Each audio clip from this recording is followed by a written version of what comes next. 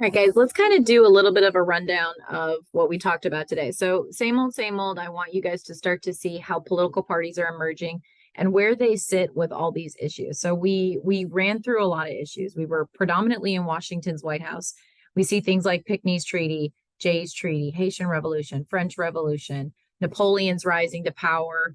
And after the French Revolution, we're seeing him fighting other monarchies or trying to take over Europe. And we're getting ourselves in kind of a world of hurt of who's doing what and how much. So remember, Pinckney's Treaty, it's not a key term, but it's definitely in the reading. And it's something that you need to know. It settles border disputes between us and Spain. It gives us free trade on the Mississippi and the port of New Orleans. And Pinckney's an interesting character because he starts off as a Federalist and he actually switches to a Democratic Republican. And we saw that today too with Aaron Burr. So switching sides is going to be something that's going to be a little bit more common in the beginning of the republic in more ways than we see it today, but it's a reality, right? They're doing what they need to do to win elections, to win support, unfortunately, which is making Jefferson and Hamilton even more powerful depending on who's switching sides and how much, right?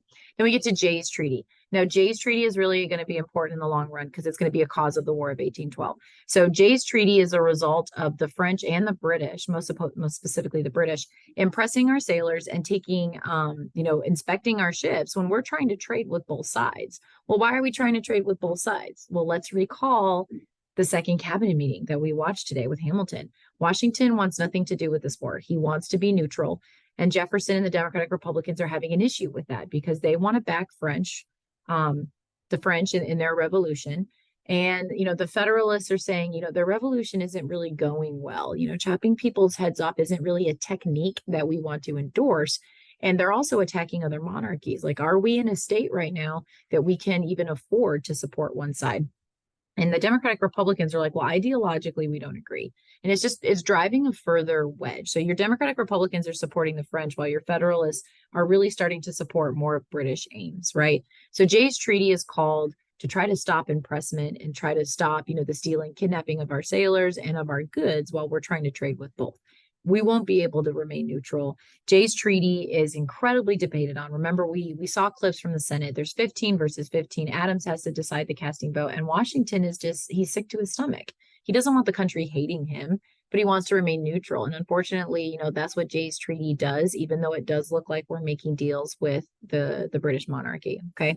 So in that treaty, we do allow Britain to stop our ships to investigate whether or not we're aiding the French, which, of course, we were just trading with them. And then it is supposed to order the British out of the Ohio River Valley. Now, mind you, they were supposed to do that at the Second Treaty of Paris of 1783, but they have yet to leave.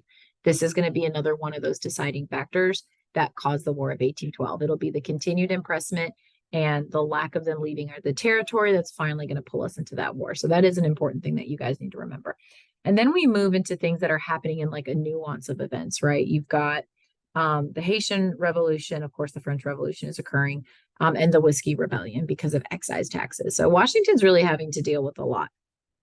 He leaves office, and then we get to the election of 1796, in which John Adams wins. Jefferson comes in second and is serving as vice president. Now, they do not get along.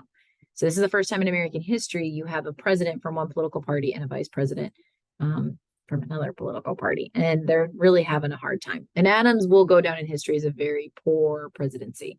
One thing to take note in is the Federalists will be able to do a lot in Congress because they have the numbers, and there's also a Federalist president. And what we're starting to see as a result of the French Revolution and the Napoleonic Wars is a surge of immigrants coming to the United States. And these immigrants want land, they want opportunity, and they're going to be siding with Democratic Republicans. So the Federalists are going to start to see a way in which maybe they could alter how those votes are rendered, right? They're going to have the Naturalization, the Alien and Sedition Act. So these are really important.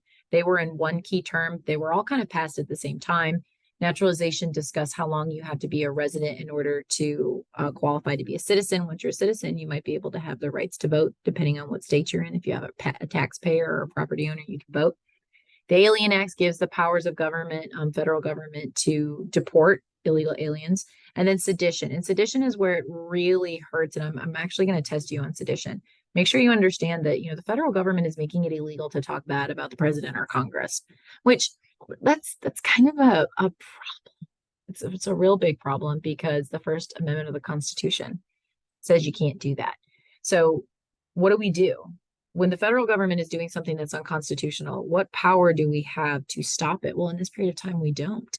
So Madison and Jefferson influenced the Kentucky and Virginia legislatures to write the Virginia and Kentucky resolutions. And what we see is them saying, well, should the state governments keep the federal government accountable? Because they're outright defying. Alien and Sedition Acts were outright defying what's outlined in the Constitution. And people can see that. But how do we hold them accountable? Is it the state governments that does that? And it's this big topic. It's this big, call of interest of like, who's going to do it? And then you add in the XYZ affair. So Adams' presidency is not very much a successful one. And by 1800, we get Jefferson running against Adams and Burr and Pinckney. And it's Adams, it's Jefferson, it's Burr, it's Pinckney, and John Jay. He gets one electoral vote. Sweet little John Jay gets one electoral vote. And that's a lot of guys to run for president. But your top two are Jefferson and Aaron Burr, and they actually tie. And I didn't get to this to all classes, and I'm probably going to talk about it on Wednesday after our quiz, tomorrow after our quiz, so you guys can get a better idea of what we're quizzing on tomorrow. Shall I go over that, those of you watching this video? It looks like the things that, and I'm pulling it up right now on my screen. It looks like some of the bad things that happened during Adams' presidency is going to be on your quiz.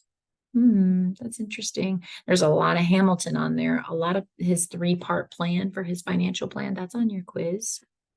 Something you might be interested in. I don't know. Maybe some treaties, maybe that, one treaty that we talked about today that might be on there. Or maybe another treaty that John Quincy Adams was associated with. He might be on the quiz too. So it would do you right to review this video a little bit and go over those things I just said. So that's about 7 out of the 10 that you're going to have. Oh, the act I just talked about that condemned the Alien and Sedition Acts, that just might be on your quiz as well. So watching these videos might really help you out in the long run as far as like your quizzes go. So I'll probably pick up with the Revolution of 1800 on Wednesday with Jefferson's victory, because it is kind of, it's a big deal. We got to talk about Jefferson's presidency. So I hope you watch this. I hope it's a good little synopsis of what we talked about in the day. Again, we're constantly focusing on where Democrat Republicans lie and where the Federalists lie.